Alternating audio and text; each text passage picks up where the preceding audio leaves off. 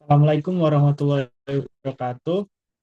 Perkenalkan, saya Lukman Afif dari Prodi S1 Akuntansi PJJ Universitas Siberasia.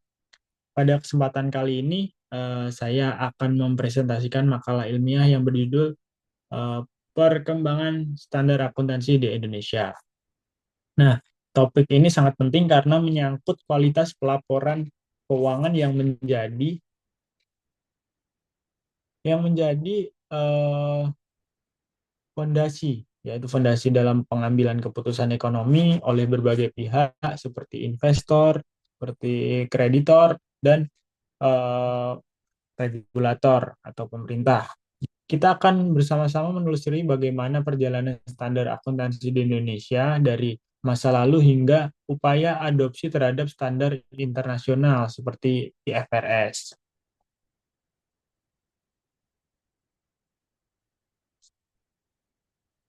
Nah, untuk latar belakang masalahnya sendiri, standar akuntansi ini memainkan peran krusial dalam menjaga keandalan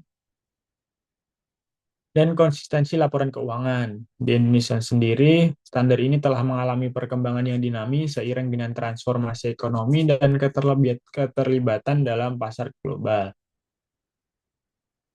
Perkembangannya ini dipengaruhi oleh faktor ekonomi, politik, serta globalisasi dan integrasi pasar internasional. Perubahan kebijakan dan tekanan global menuntut adanya sistem pelaporan keuangan yang tidak hanya dapat dipercaya di tingkat nasional, namun juga kompatibel secara internasional. Oleh karena itu, konvergensi dengan IFRS menjadi langkah strategis untuk meningkatkan kualitas dan keterbandingan laporan keuangan. Untuk memastikan laporan keuangan yang dibuat oleh entitas bisnis di Indonesia ini dapat dipahami, dipercaya, dan digunakan oleh pihak internasional. Sehingga penting bagi kita untuk memahami bahwa pelaporan keuangan bukan hanya untuk internal perusahaan saja, namun bisa juga bagian dari tata kelola yang baik dan transparan dari perusahaan tersebut. Kemudian untuk rumusan masalah dalam makalah ini adalah bagaimana sih perkembangan standar akuntansi di Indonesia ini dari masa ke masa, kemudian apa tantangan yang dihadapi dalam proses adopsi standar internasional seperti IFRS.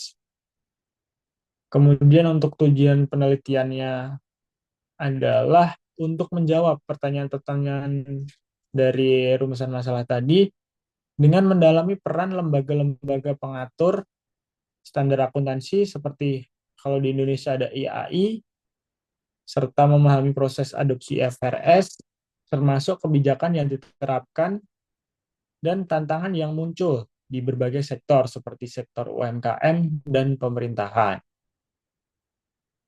Kemudian untuk manfaat penelitiannya sendiri, eh, antara lain yang pertama untuk bagi mahasiswa atau akademisi, makalah ini bisa memperluas pemahaman tentang standar pelaporan keuangan.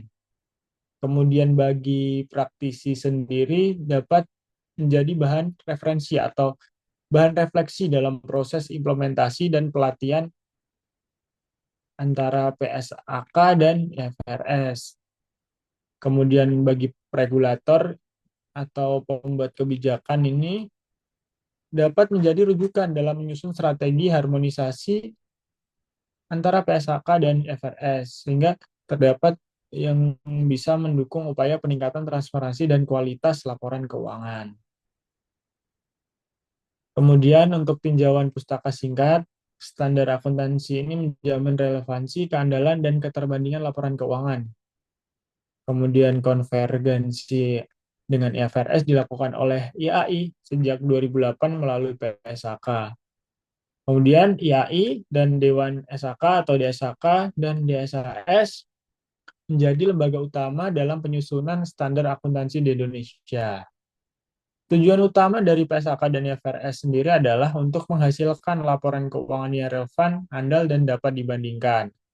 Adopsi IFRS di Indonesia sudah dimulai dari 2008 dan meliputi standar baru seperti PSAK 71, PSAK 72, dan 73 yang mencerminkan transformasi besar dalam pelaporan keuangan nasional.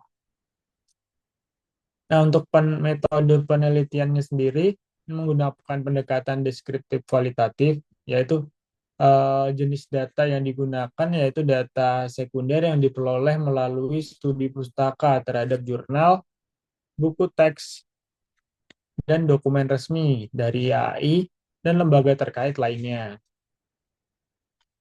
Kemudian untuk teknik pengumpulan data ini adalah teknik pustaka, yaitu dengan mengumpulkan referensi tertulis mengenai standar akuntansi, IFRS, dan PSAK, kemudian data dianalisis menggunakan pendekatan analisis isi dan mengidentifikasi tren, kebijakan, serta tantangan dalam proses konvergensi itu sendiri. Kemudian metode yang dipilih karena cocok untuk menggambarkan fenomena yang sedang berkembang dalam ranah standar akuntansi Indonesia secara mendalam dan sistematis. Sekian, terima kasih presentasi dari saya. Kurang lebihnya mohon maaf. Wassalamualaikum warahmatullahi wabarakatuh.